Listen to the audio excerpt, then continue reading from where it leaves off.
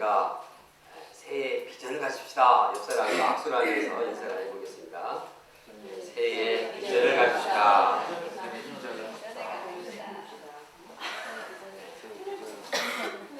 텔레비전 없으신 분들은 텔레비전을 갖고 싶은 마음인가 본데 그런 비전이 아니라 새해에 반드시 이뤄야 할 비전 말합니다. 그래서 우리가 비전이 없으면 뭐 도전할 힘도 없습니다. 도전할 힘이 없으니 뭐 결과는 뻔합니다. 거기에는 변화와 성장이 없습니다. 그러나 우리가 비전을 가지고 도전하면 거기에 힘이 생기고 또 도전한 만큼 또 열매를 맺고 또 변화와 성장을 이루게 되는 것입니다. 그런데 우리에게 중요한 것은 단순히 우리가 이루는 야망, 우리가 이루는 인간적인 비전이 아니라 하나님의 원대한 비전, 거룩한 비전을 소유하는 것입니다. 그래서 이 시간 우리는 선지자 이사야에게 주신 하나님의 비전을 살펴보고자 합니다. 우리가 이 어두웠던 그 시대 하나님께서 이사야에게 보여주신 그 비전을 우리도 봄으로써 우리가 가져야 할 비전이 무엇인가를 영접하며 희망차게 새해를 시작하시기를 간절히 원합니다. 네. 첫째, 말씀의 산이 다른 산보다 훨씬 높습니다. 네. 선지자 이사야는 유다와 예루살렘에 관한 이 말씀을 받았습니다. 그 말씀을 받던 그 시대가 그렇게 태평스러운 시대가 아니었습니다. 소망이 없는 시대였습니다. 이미 북이스라엘은 이 아수르에게 완전히 멸망받았습니다. 현재 남유다가 남아있는데 남유다 역시 강대국인 아수르나 바벨론이나 애굽의 이 침략의 이러한 위협 가운데에서 풍전등화의 상황이 되었습니다. 정치적으로 군사적으로 위태할 뿐만 아니라 이제는 영적으로도 정말 어두운 상황이 있었습니다. 그래서 선지자 이사야서를 보면 예루살렘이 창기가 되었다고 했습니다. 창기가 되었다는 말은 하나님을 떠나고 이제 다른 우상을 하나님처럼 연애하고 섬겼다는 것입니다.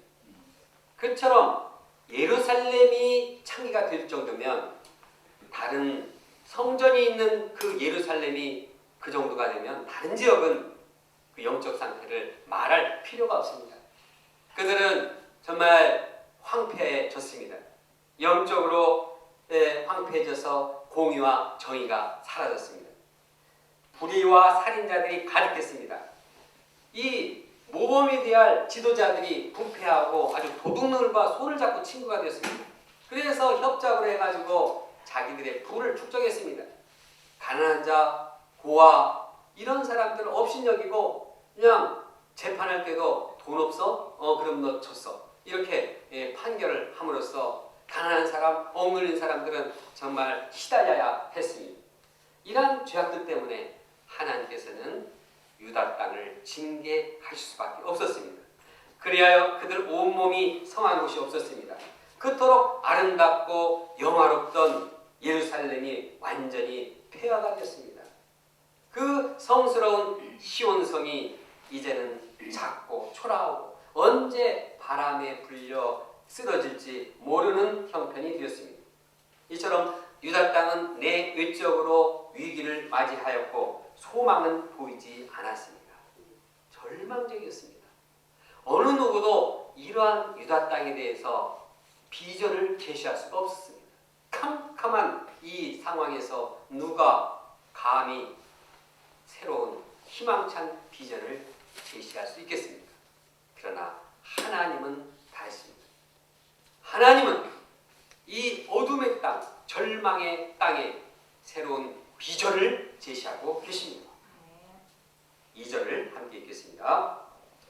시작. 만일에 여호와의 전의 산이 모든 산 꼭대기에 굳게 설 것이요 모든 작은 산 위에 뛰어다니니 만방이 그리로 모여들 것이다. 당시 여호와의 전의 그 산은 낮은 언덕에 불과했습니다. 성전이 있는 시온산은 주위에 있는 여러 산들보다도 낮았습니다. 뭐 헬몬산, 시내산 이 높은 산들에 비해서 시온산은 낮았습니다. 그러나 그것은 영적으로 이 지리적으로 이 산의 높이뿐만 아니라 영적으로도 완전히 낮아진 상황이었습니다. 과거 높게 보이던 그래서 사람들이 우러러보던 그 시온산이 백성들의 죄로 인해서 아주 초라한 산이 되었습니다. 쳐다보지도 않는 산이 되었습니다. 보잘것없는 산이 되었습니다. 작은 산이 되었습니다. 이처럼 처참한 상황에 이제 말일에는 새로운 비전의 새로운 변화의 역사가 일어나는 것입니다. 여기서 말일이라는 것은 예수님의 탄생부터 시작해서 예수님께서 재림할 모든 시간을 다 포함합니다. 좀 더 구체적으로 보면 말이라는 것은 이 시온산, 이 시온산, 예루살렘에 있는 그 시온산이 다른 산보다 더 크게 되리라는 그런 때입니다. 구체적으로 예수님이 사시던 시대, 또 사도행전의 그 시대, 그 시대를 포함하고 있습니다. 이제 그때는 성전이 있는 예루살렘이, 그 예루살렘이 있는 시온산이 우러져 보이고 높게 보이는 산이 된 것입니다. 모든 산 위에서 뛰어나게 합니다. 사람들이 이제 우러러보는 가장 우뚝 솟아난 산이 되는 것입니다. 그러면 어떻게 여호와의 전이 산이 이렇게 가장 높아지게 됩니까? 문맥으로 볼 때 그 산은 말씀이 있는 산이 되기 때문입니다. 말씀이 있을 때 그 산은 모든 사람들이 우러러보는 높은 산이 되는 것입니다. 3절을 보면 많은 백성들이 그곳에 가는 이유가 그곳에서 말씀을 가르치기 때문입니다. 말씀이 있는 산, 그 산이 가장 높아지는 것입니다. 말씀이 있는 시온, 말씀이 있는 예루살렘, 그 산이 가장 높아지게 되는 것입니다. 말씀이 있는 산이 다른 어떤 산보다도 높아지고 모든 사람들이 그 산을 우러러 보게 되는 것입니다. 말씀은 사람들이 측량할 수 없을 만큼 높은 곳으로 인도하게 됩니다. 예를 들어 말씀은 하늘에 계신 하나님께 가게 합니다. 말씀은 하나님 나라에 인도되게 합니다. 말씀은 영원한 생명, 부활의 세계로 사람들을 인도합니다. 말씀은 사람들을 얽매였던 모든 죄를 풀어주고 영혼의 한없는 자유를 주게 됩니다. 이외에도 말씀은 천국의 영광을 체험하게 합니다. 그러나 말씀 외에 어떤 것도 사람이 이렇게 높고 영광스러운 산에 이르지 못합니다. 그러니까 말씀이 있는 시온산이 다른 어떤 산들과 비교할 수 없을 정도로 높은 것은 당연한 것입니다. 그럼 우리가 말씀의 산이 다른 모든 산들보다 본질적으로 높다는 확신을 가져야겠습니다. 세상에서 사람들이 세운 산도 참 높습니다. 예를 들어서 사람들은 철학의 산을 굉장히 높은 산으로 봅니다. 그 사람들이 이 생각과 사고를 가지고 철학의 그 탐구하는 가운데 그 철학의 산이 얼마나 높습니까? 그 소크라테스, 아리스토텔레스, 플라톤 이런 사람들이 참 구축해놓은 그 철학의 산이 얼마나 높은지 제가 철학 공부하는데 정말 따라갈 수가 없을 정도로 높은 경지입니다. 그러나 철학의 산이 아무리 높다 할지라도 여호와의 산, 말씀의 산의 높이보다는 훨씬 적습니다. 왜냐? 철학은 진리의 말씀이 아닙니다. 제가 한 말이 아니라 철학의 아버지인 소크라테스가 한 말입니다. 그는 말하기를 철학은 진리에 도달하는 도가 되지 진리에 이르지 못한 진리가 아니라고 말하고 있습니다. 이것은 철학의 산이 아무리 높다 할지라도 진리의 산에는 갈 수 없고 그 갈 수 있는 지팡이 역할을 한다는 것입니다. 또 저는 영문학을 공부했는데 문학도 그렇게 낮은 경지가 아닙니다. 저는 영문학 공부하면은 좀 재밌고 문학 작품 읽고 하니까 갔다가 참 큰 골을 다쳤습니다. 정말 영문도 모르고 영문과에 가가지고 아주 그냥 학점이 안 나와가지고 쩔쩔매는 그런 상황에 이르렀습니다. 영문학자들 그 소설 뭐 제임스 조이스 뭐 시인들 그 깊이가 뭐 이건 정말 천재적이고 따라갈 수가 없는 그런 높은 경지입니다. 그런데 저는 아주 저명한 영문학자의 그 교수님의 강의의 한 대목을 잊을 수가 없습니다. 그것은 문학에 대한 정의를 다음과 같이 한 것입니다. 문학이라는 것은 뜬구름 잡는 학문이다. 그래서 뭔가 잡으면 잡힐 듯 하지만 잡으면 아무것도 없다. 그것도 참 문학에 대해서 정의를 잘 한 것으로 평가가 됩니다. 아무리 문학의 그 산이 높다 할지라도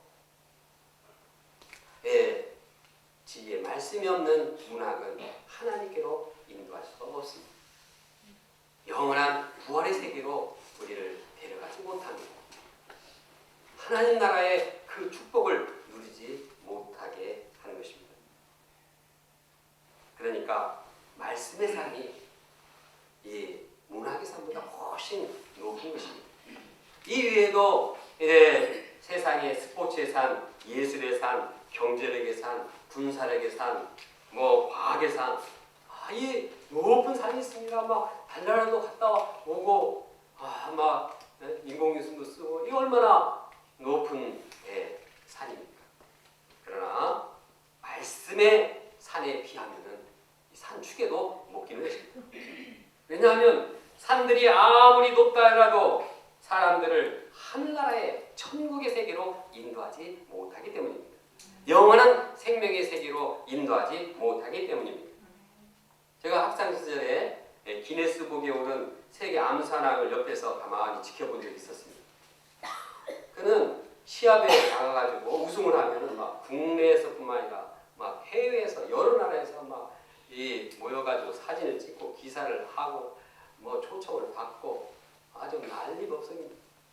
그런데 그가 이제 자기 분야에서 세계 정상에 올랐지만 그 마음의 공허와 허탈감을 떨쳐버릴 수가 없었습니다. 그래서 허름한 센터에 와서 말씀을 묵상하면서 마음을 하나님께로 향했습니다. 하나님께 갈 때만이 거기에 위로가 있고 거기에 진정한 영혼의 쉼을 누리게 된 것입니다. 이를 통해 말씀의 산이야말로 어떤 분야의 세계 정상의 산보다도 더 높다는 사실을 깨닫게 되었습니다. 우리가 새해를 시작하면서 말씀의 산이 다른 어떤 산보다도 높다는 확신과 자부심을 가지고 그 산에 오르기를 주저하지 않기를 바랍니다. 말씀의 산이 다른 사람보다 높아집니다. 높습니다. 다 같이 한번 해보겠습니다. 시작. 말씀의 산이 다른 사람 산보다 높습니다. 우리가 말씀의 산에 참 비전, 높은 산이라는 비전을 한 해 동안 가지고 말씀의 산에 오르기를 즐거워하시기를 원합니다. 둘째, 말씀의 산으로 많은 사람들이 몰려듭니다. 세상에서 말씀의 산이 가장 높기 때문에 그 산이 높다고 하면 사람들이 그 산에 몰려가는 것은 당연한 것입니다. 아니, 맛 좋은 맛집을 알게 되면 그 맛집의 음식점에 사람들이 몰리는 것은 당연한 거 아닙니까? 이 거룩한 이 말씀의 산, 이 높은 말씀의 산, 이것을 알 때 사람들은 너도 나도 그 말씀을 향해서 손을 잡고 가보세 이렇게 말합니다. 그래서 2절 뒷부분에 보면 만방이 그리로 모여들 것이라고 말씀합니다. 만방의 모든 민족들이 말씀이 있는 시온으로 몰려듭니다. 전 세계에서 오는 사람들이 산에 오르면서 서로 말하고 있습니다. 3절을 함께 읽어보겠습니다. 3절입니다. 시작. 많은 백성이 가며 이르기를 오라 우리가 여호와 산에 오르며 야곱의 하나님의 전에 이르자. 그가 그 길을 우리에게 가르치실 것이라. 우리가 그 길로 행하리라 하니 이는 율법이 시온에서부터 나올 것이요 여호와의 말씀이 예루살렘으로부터 나올 것이라. 오늘 특송을 너무 즐겁게 해서 정말 특송이 아주 말씀의 산에 오르는 그런 기쁨과 즐거움을 함께 누릴 수가 있었습니다. 들으면서 하는 말이 말씀도 저렇게 즐겁고 기쁘게 해야 되는데 이거 좀 딱딱하게 못할까 참 근심을 했는데 우리가 말씀의 산을 오를 때 기쁜 마음으로 너도 나도 말씀의 산에 올라가자 이러한 기쁨으로 새해를 시작하기를 원합니다. 많은 사람들이 시온에 몰려오는 것은 거기에 말씀이 있기 때문입니다. 말씀을 가르치기 때문입니다. 말씀을 듣기 위해서 몰려옵니다. 이것이 말일에 이루어지는 하나님께서 주시는 비전입니다. 그러면 왜 사람들이 그 전까지 말씀을 찾지 않았을까요? 그들은 말씀의 산이 가장 높은 산이라는 사실을 알지 못했기 때문입니다. 어떤 이들은 자기 생각이 가장 높은 줄 알고 자기 생각으로 모든 일을 하고 살아갔습니다. 그래서 교만의 산에 오를 대로 올랐습니다. 그러다 보니까 고혈압이 나가지고 이건 아니다 이렇게 생각한 것입니다. 어떤 이들은 자기 경험이 최고인 줄 알고 자기 습관과 경험에 따라서 살아갔습니다. 또 어떤 이들은 세상 가치관, 그냥 세상에서 원하는 사치, 여러 가지 이 세상 영광을 풍조를 최고인 줄 알고 그 길로 올라갔습니다. 어떤 사람은 말씀의 산에 기웃거렸는데 그냥 주위만 이렇게 기웃기도 하다가 말씀의 그 높음을 체험하지 못하고 그냥 안타깝게 떠나가는 사람도 있었습니다. 사람들은 이처럼 세상 이곳저곳에 산에 오르면서 그것이 최고인 줄 알고 이제 올라가 봤습니다. 그러나 그것이 아님을 깨달았습니다. 그 산이 아닌데, 이 산은 언덕에 불과하네. 내가 기대했던 산은 이게 아닌데, 이렇게 그들은 절망하고 포기하게 됐습니다. 그리고 이제 지쳐가지고 여기가 아닌 게요 하고 이제 다른 산을 쫓았지만 아무리 이 산 저 산 찾아냈지만 진정으로 높은 산을 찾지 못했기 때문에 계속 헤매다가 이제 절망에 빠지는 것입니다. 그러던 그들이 이제 새롭게 확신을 가지고 결정을 내렸습니다. 우리가 그 길로 행하리라. 우리가 말씀의 길로 행하리라. 이제야 사람들은 말씀이 가장 높은 산임을 깨닫게 되었습니다. 천국의 모든 귀한 것들은 이 다른 산에서는 결코 얻지 못한다는 사실을 깨달았습니다. 오직 말씀에 오를 때만이, 말씀의 산에 오를 때만이 천국의 이 하나님을 만나게 되고 하나님께서 주시는 죄사함, 영원한 생명, 또한 진정한 평강, 거룩한 사랑, 부활의 산소망, 천년왕국 이런 모든 천국의 은혜를 얻을 수 있음을 깨닫게 되었습니다. 그래서 만방에 있는 많은 백성들이 말씀의 산으로 모여들었습니다. 이것이 하나님께서 선지자 이사야에게 주신 비전인 것입니다. 가장 절망적이고 어두웠던 그 시대에 이사야가 이 비전을 바라봤습니다. 새해를 맞이해서 우리가 이 비전을 바라보기를 간절히 원합니다. 이 비전은 비전으로 끝나지 않았습니다. 실제적으로 그대로 이루어졌습니다. 예수님께서 살던 시대에 세계 각국에서 이방인들, 유대인들 다 예수님께로 왔습니다.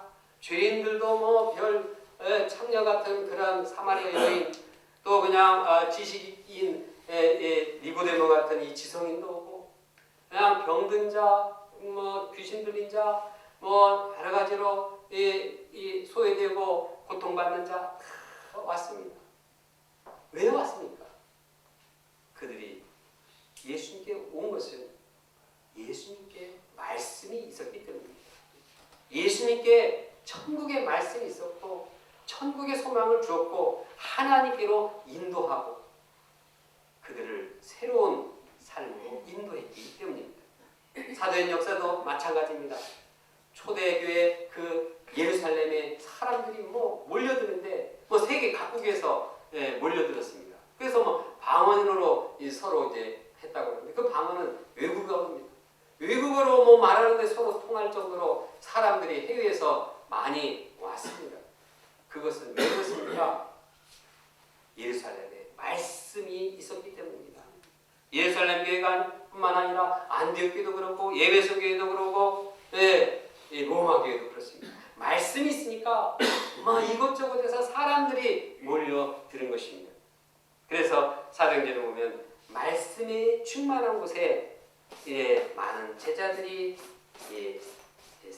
세워졌다고 기록하고 있습니다. 이 비전은 우리 한국에서도 이루어졌습니다. 믿음의 선배들이 말씀이 있었을 때 수많은 사람들이 몰려들기 시작했습니다. 예를 들어서 한국 기독교 초창기에 보면 성경책을 보급하는 권서인들이 등장했습니다. 권서인들은 이 성경을 가지고 보따리에 싸가지고 이렇게 돌아다니면서 성경을 보급하던 그런 사람이었습니다. 당시에 뭐 인쇄기가 있습니다. 그래서 중국에서 들어온 번역판을 가지고 한글로 된 번역판을 가지고 이걸 뭐 막 하루에 100리씩 돌아다니면서 그거 가지고 생명을 내걸고 말씀을 성경책으로 보급했습니다. 어떤 권서에는 그렇게 하다가 짐승에 물리기도 하고 위협을 당해서 죽기도 했습니다. 그러나 어떻게든지 성경을 익히 하겠다.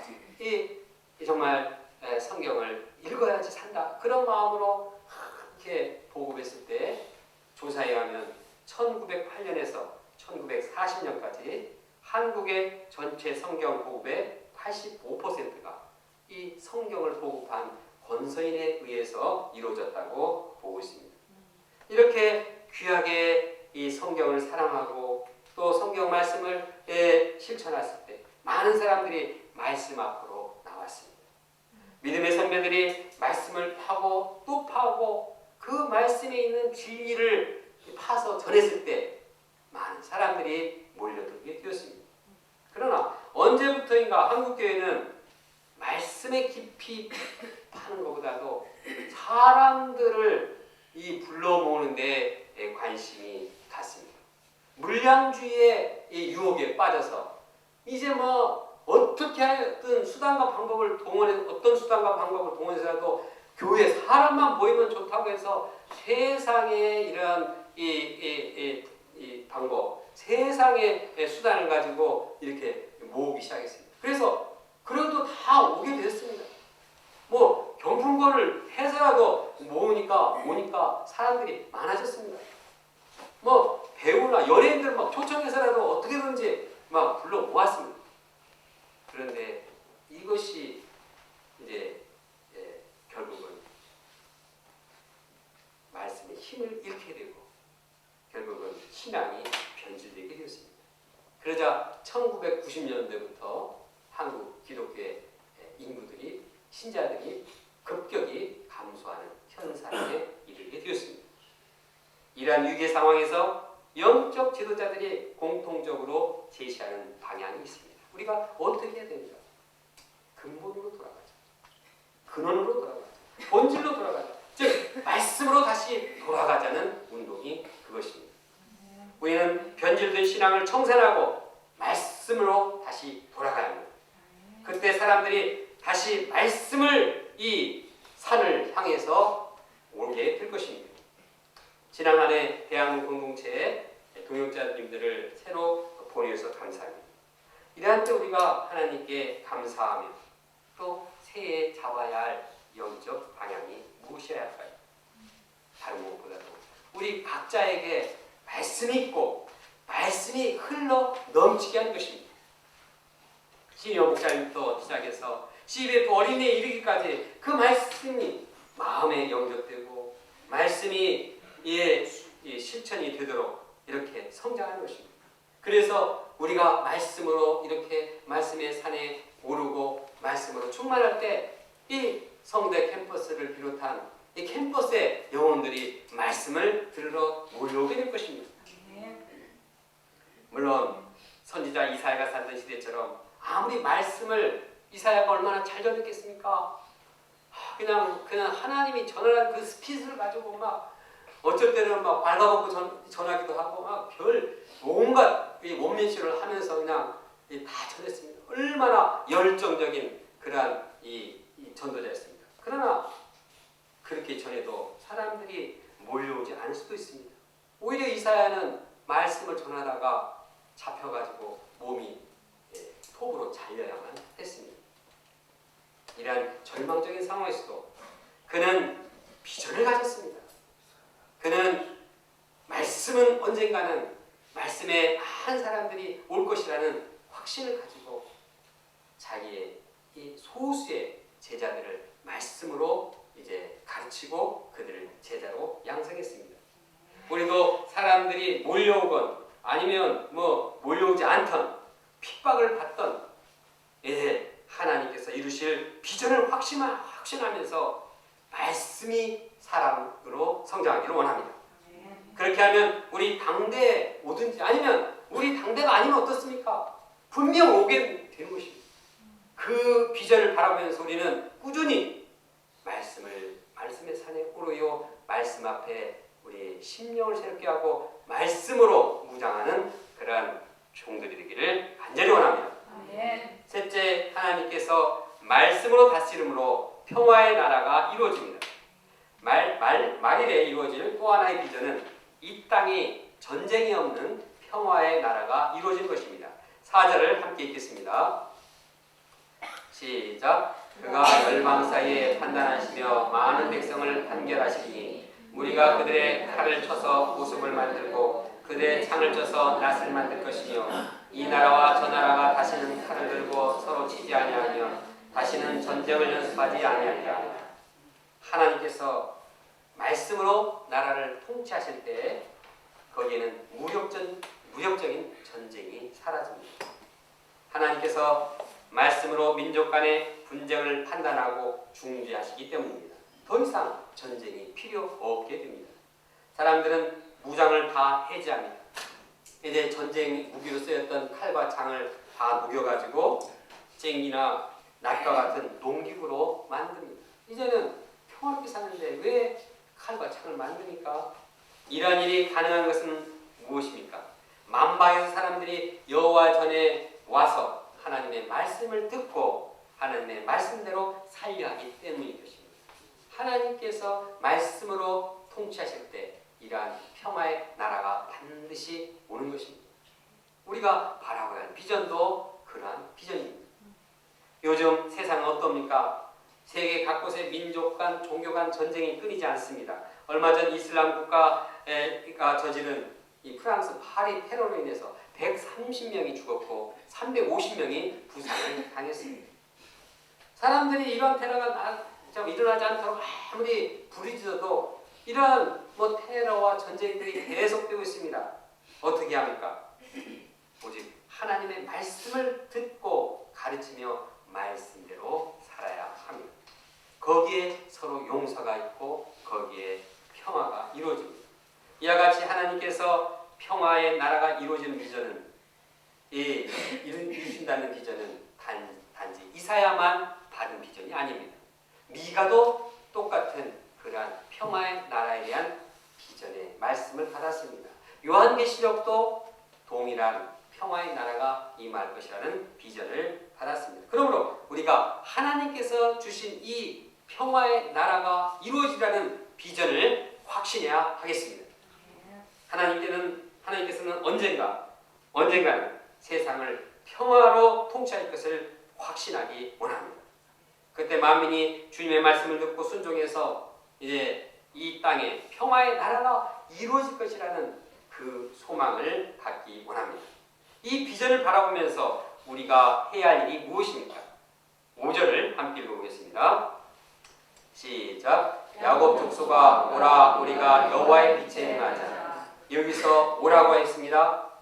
하나님의 택한 백성이 여호와의 산에 올라와야 합니다. 올라와서 뭐 해야 합니까? 여호와의 빛에 행해야 합니다.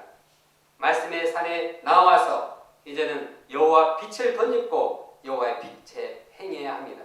여기서 여호와의 빛은 여호와를 아는 지식, 여호와의 진리의 말씀을 가르치는 것입니다. 하나님의 택한 백성은 하나님의 진리의 말씀을 듣고 그 말씀대로 행해야 합니다. 그래서 하나님의 말씀의 다짐을 받음으로써 평화의 나라를 이루어 나가야 합니다. 그때 장차 하나님께서 주실 완전한 평화의 나라를 더욱 확신하게 될 것입니다. 우리 대학로 교육자들도 마찬가지입니다. 우리 각자가 말씀의 빛을 받고 말씀을 행해야 하겠습니다. 그러는 가운데 먼저 우리 마음에서부터 평화가 함께하기를 원합니다. 이 평화는 내가 하나님의 말씀을 듣고 행하는 데서부터 이루어지게 되기를 원합니다. 아무리 어려운 상황에서도 우리는 말씀의 빛을 영접하고 말씀의 빛을 행하면 마음의 평안을 누리게 됩니다. 다른 사람이 아무리 나를 미워하고 다른 사람이 아무리 나를 무시하고 내 자존심을 상하게 하고 나에게 상처를 주는 이 말을 해도 말씀의 다짐을 받으면 내 마음은 하나님 주시는 평화가 이루어지게 되는 것입니다. 그리고 다른 사람, 저 사람 때문에 내가 평화가 없다. 그 동기는 있지만 그래도 평화할 수 있는 것은 하나님의 말씀의 다짐을 받으면 우리는 용서하게 되고 우리는 화해하게 되고 우리는 사랑하게 되고 마음의 평화를 이루게 되는 것입니다. 또 하나가 개인뿐만 아니라 이제 가정과 교회가 말씀의 빛을 받고 말씀의 다짐을 받도록 해야 하겠습니다.